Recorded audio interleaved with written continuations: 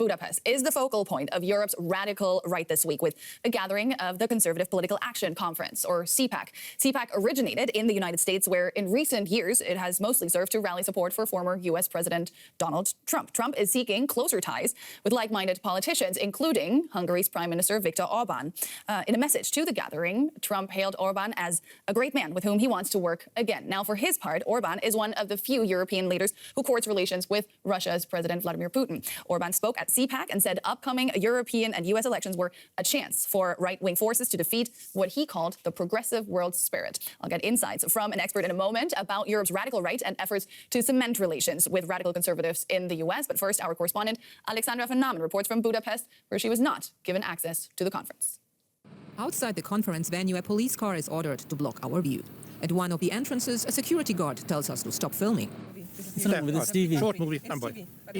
far-right politicians and influencers gathering here in Budapest seem to prefer a closed-door setting. Unfortunately, DW was banned from attending the conference along with some other big outlets. Its organizers rejected our request, saying that the conference is a no-woke zone and that we will be welcome if we become less woke. And what does it mean, no woke zone? No woke zone, that this is not for the woke ideology. And this is what kind of ideology? Bad, very bad.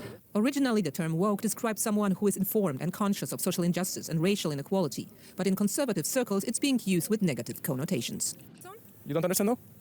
Our purpose is I think this goes a level deeper. There's a reason that CPAC has now been held 3 times in Hungary. There's a reason that the Conservative Heritage Foundation has entered a formal partnership with the Conservative Danube Institute in Hungary.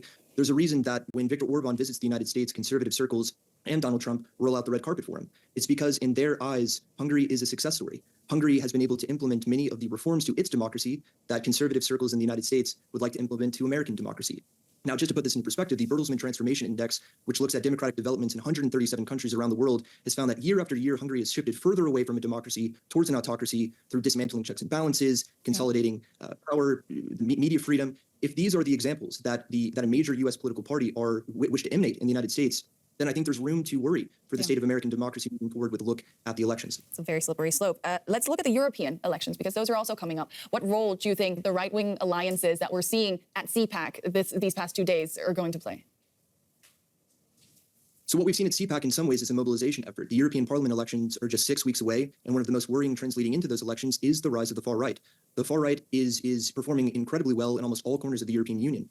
And there's a reason this week that of 350 members of European Parliament interviewed by Politico, the common trend, the common worry is the far right.